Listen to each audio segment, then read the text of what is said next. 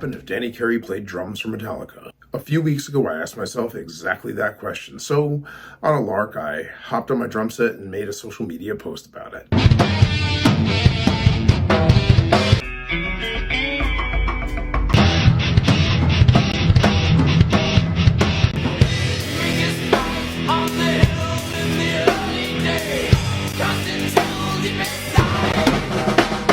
When I posted it, I did not expect much of a response, but I logged in 2 days later to see that it had well over 200,000 views and was liked by more than 10,000 people, including Tool guitarist Adam Jones, one of my personal heroes. Yo, something so cool just happened. Adam Jones liked my impersonation of Danny Carey playing Metallica? Here's how souped I am that Adam Jones has seen me play drums. That's right, I made that just now. Wow, what a humbling experience, especially considering I was basically fooling around at the time.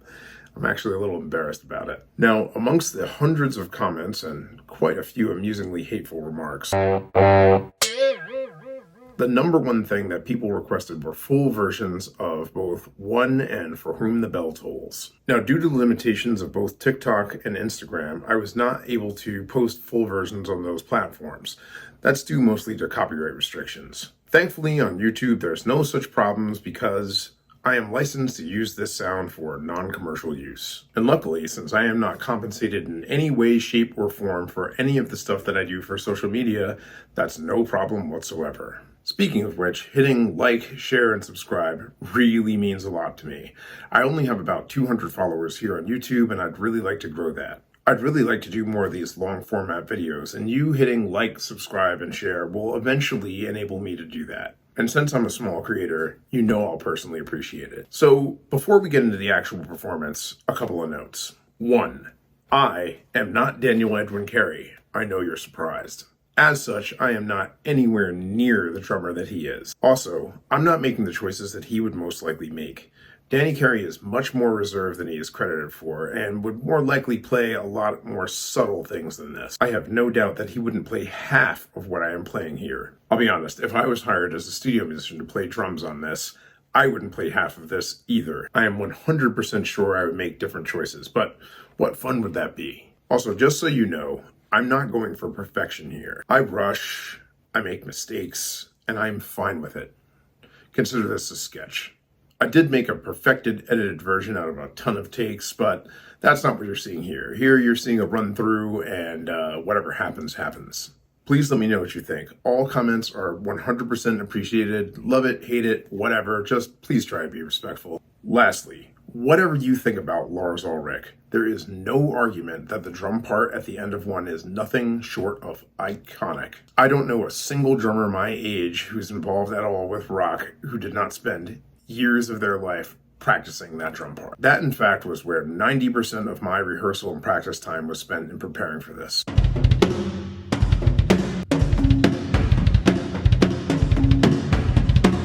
I mean, how do you improve on a drum part that is essentially perfect? The answer is you don't. In the end, I just kind of went with it and threw a bunch of Danny Carey-isms at it and hoped for the best. Though Lars's part is perfect here, maybe this will just give people a different idea of how you could approach something like that. Hopefully, everybody out there will have fun with it. I know that I did. Anyway, without further ado, I present to you MeTOOLlica or MeTOOLlica 1.